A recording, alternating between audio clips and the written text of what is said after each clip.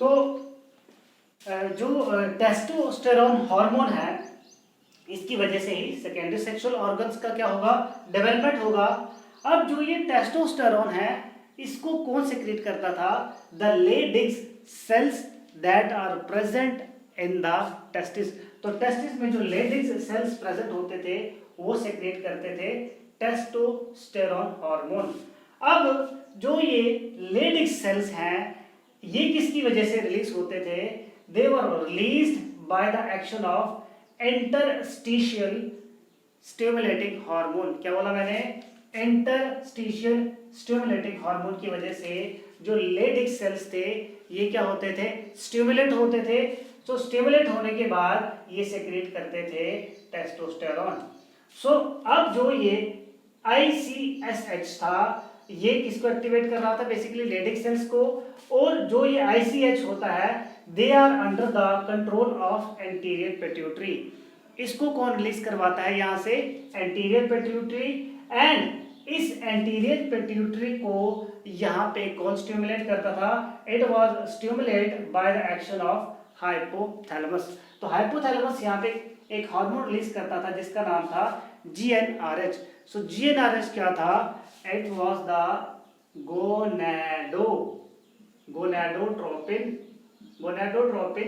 Releasing hormone. सो gonadotropin releasing hormone क्या करता था? It stimulate the anterior pituitary. Anterior pituitary जब स्टिमुलेट होता था, सो ये यहाँ पे ICSH को रिलीज करवाता था, जिसकी वजह से लेडिग सेल्स एक्टिवेट हो जाते थे और वो सेक्रेट करते थे टेस्टोस्टेरोन, जिसकी वजह से सेकेंडरी सेक्सुअल कैरेक्टर्स का डेवलपमेंट होता था। तो ये था इसका पहला phase. In the same way anterior pituitary ने तो एक साइड रिलीज कर दिया ICSH, और साथ में ही वो रिलीज करवाता था follicle stimulating hormone, that was the FSH। So follicle stimulating hormone क्या करता था? जिस तरह से ICSH ने लेडिग्स सेल्स को एक्टिवेट किया, सो फॉलिकल स्टिमुलेटिंग हार्मोन भी सेर्टोली सेल्स को एक्टिवेट करता था। तो सेर्टोली सेल्स भी ट्रांसवर्स सेक्शन ऑफ टेस्टिस में हमने देखे थे कि प्रेजेंट रहते हैं। तो सेर्टोली सेल्स बेसिकली किसके सेल्स हैं? These are the cells of seminiferous tubules. तो सेमनीफेरस टिब्यूल्स भी लॉन्गिट्यूडनल सेक्शन ऑफ टेस्टिस में हमने आपको बताया था, वहां पे प्रेजेंट होते हैं। सो ये सेर्टोली सेल्स क्या करते हैं? They secrete 2 hormones. क्या करते हैं? ये 2 हार्मोन सेक्रेट करते हैं। One is the ABP। So what is this ABP? These are the androgen. क्या बोला हमने? These are the androgen binding proteins. So androgen binding protein क्या करते थे? They stimulate the process of sperm formation.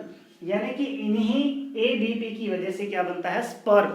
So sperm formation के process को कहा जाता था स्पर्मेटोजेनेसिस, या कहा जाता है स्पर्मेटोजेनेसिस, जो हम डिटेल्स में पढ़ेंगे। सो फिर से बता रहे हैं, एंटीरियर पिट्यूटरी ने रिलीज किया FSH, जिसकी वजह से सर्टोरी सेल्स एक्टिवेट हुए और इन्होंने 2 हार्मोन रिलीज किए। पहला इन्होंने सेक्रेट किया एंड्रोजन बाइंडिंग प्रोटीन्स, जिन्होंने क्या किया? स्टिमुलेट किया स्पर्मेटोजेनेसिस। और इसके साथ में ही जब स्पर्मेटोजेनेसिस का प्रोसेस कंप्लीट हो जाएगा, यानी कि स्पर्म मैचुरेशन हो जाएगा, तो स्पर्म मैचुरेशन होने के साथ ही ये कौन सा हार्मोन रिलीज कर देगा? इनहिबिन। तो कहने का मतलब क्या हुआ कि जैसे ही स्पर्म मैचुरेशन हो जाता है तो वहां पे ब्रेन को सिग्नल चला जाता है कि स्पर्म का मैचुरेशन हो चुका है। एट द सेम टाइम वहां पे सेंटोली सेल्स क्या रिलीज कर देते हैं? इनहिबिन।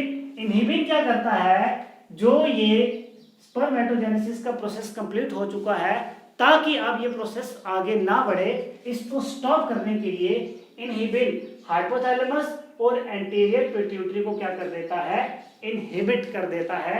तो जो ये रेड कलर में मैंने लाइंस बनाई हैं, इसका मतलब है कि हाइपोथैलेमस और एंटीरियर पिट्यूटरी क्या हो रहे हैं? इनहिबिट हो रहे हैं।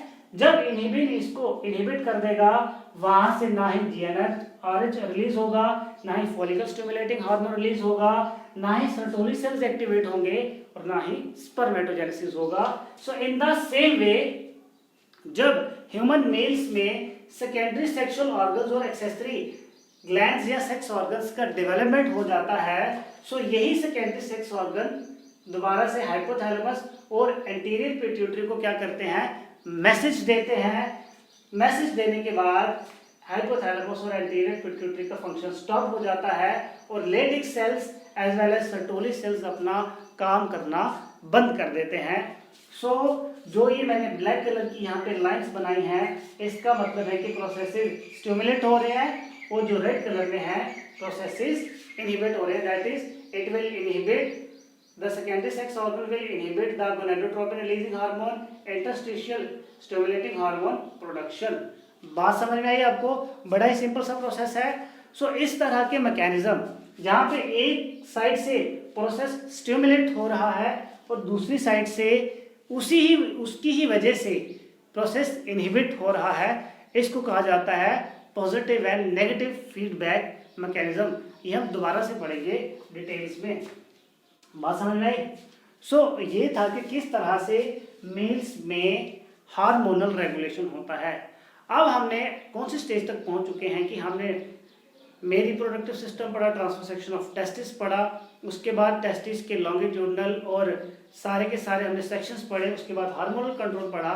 फाइनली ये सब चीज़ें होने के बाद अब मेल्स में क्या हो जाएगा, सेक्सुअल मैच्योरिटी आना शुरू हो जाएगा, जिसको कहा जाता है onset of puberty। क्या कहा जाएगा? onset of puberty। so puberty is the stage when the sex organs in males become functional। क्या कह सकते हैं आप? it is the stage when the reproductive organs or the sex organs in the males will become active। और जो puberty का time होता है बॉयज में, it is between 13 to 15 years। और जो मेन हार्मोन रिस्पॉन्सिबल होता है प्यूबर्टी के लिए males, it is the testosterone, right. So इस जैसे ही प्यूबर्टी आते हैं तो कुछ फिजियोलॉजिकल चेंजेस का इसमें मेल्स में आते हैं। ये हमने आपको चैप्टर नंबर 1 में बताया था, प्लीज उसको एक बार देख लीजिएगा कौन कौन से चेंजेस आते हैं। बात समझ में आई? अब इसके बाद हम आपको बताते हैं कि जो मेल रिप्रोडक्टिव सिस्टम होता है उसका फ्रंट व्यू कैसा होता है, क्योंकि एक दो बार नीट में उसकी डायग्राम्स पूछी गई हैं। हालांकि हमने उसको डिटेल्स में डिस्कस किया था, लेकिन अब मैं यहाँ पे सिर्फ डायग्राम और उसके पार्ट्स को आपको बताऊंगा, क्योंकि नीट में एक दो बार क्वेश्चन यहाँ से आया है। ठीक,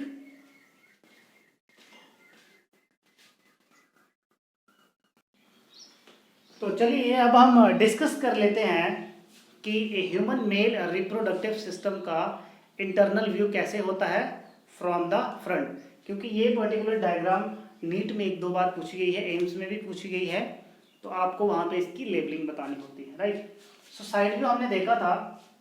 सो अगर मैं इसको लेबलिंग करूँ, सो ये जो आपको दो राउंडेड ओवल शेप स्ट्रक्चर्स दिख रहे हैं, दीज आर द टेस्टिस, इनको टेस्टिस कहा जाता है।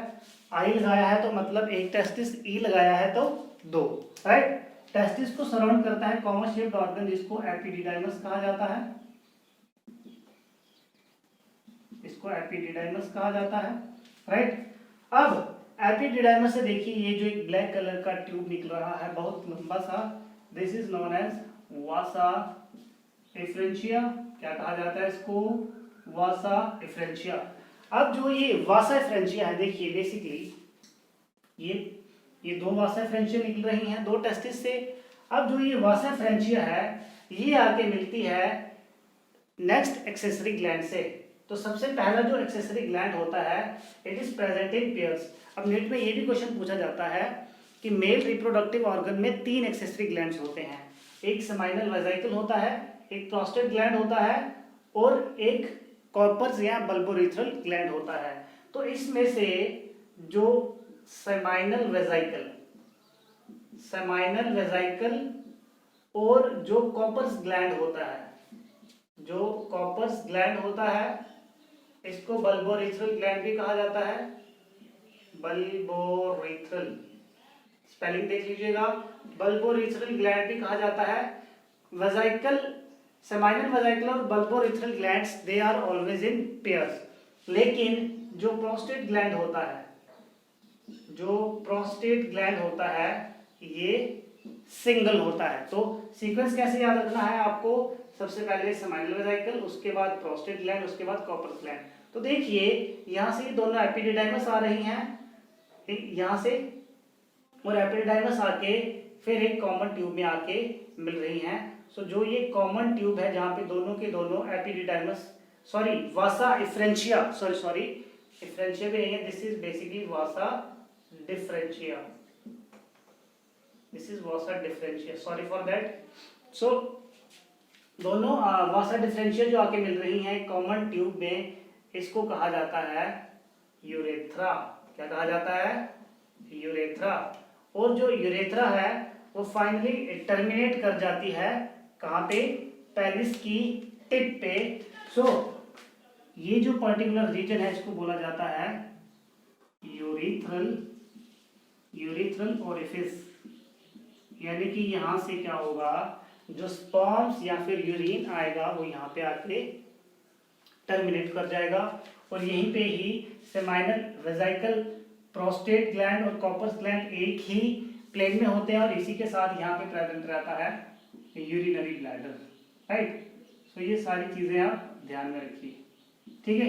यूरिनरी ब्लैडर आ गया, उसके बाद ये पेनिस का स्ट्रक्चर आ गया, ये आ गया ग्लैंड्स पेनिस, पेनिस के जो मतलब सॉफ्ट ये स्पॉन्जी टिश्यू होता है, बड़ा ही सेंसिटिव होता है, और ये आ गई इसकी ये रेड वाला ग्लैंड्स पेनिस, और जो ब्लू है this is the four skin, ये क्या है? Four skin, right. और इसी फोर स्किन से होते हुए हमारे पास दो कैविटीज बनती हैं जिनके अंदर प्रेजेंट होते हैं टेस्टिस, इसको कहा जाता है स्क्रोटम, राइट। सो ये है फ्रंट व्यू या इंटरनल स्ट्रक्चर भी कह सकते हैं मेल रिप्रोडक्टिव सिस्टम का। एग्जामिनेशन में अगर आपको पूछा जाएगा सिर्फ मेल रिप्रोडक्टिव ऑर्गन सिस्टम बनाइए, तो आप दोनों में से कोई भी बना सकते हैं, लेकिन मैं कहूँगा कि जो हमने लेक्चर नंबर 3 में डिस्कस किया था साइड व्यू, आप वही बनाएं। अदरवाइज अगर बोला जाए कि फ्रंट व्यू बनाइए तो ये वाला आप बना सकते हैं। सो अगर आज का लेक्चर समझ में आया होगा तो वीडियो को लाइक करना बनता है, चैनल को सब्सक्राइब करिएगा, कोई भी क्वेश्चन होगा तो कमेंट सेक्शन में ज़रूर बताइएगा, और जल्दी से अपना रजिस्ट्रेशन कर लीजिए, क्योंकि इस बार अगले जो लेक्चर आने वाले हैं बहुत ही ज़्यादा इंपॉर्टेंट होने वाले हैं। So till then stay safe, stay healthy and bye bye.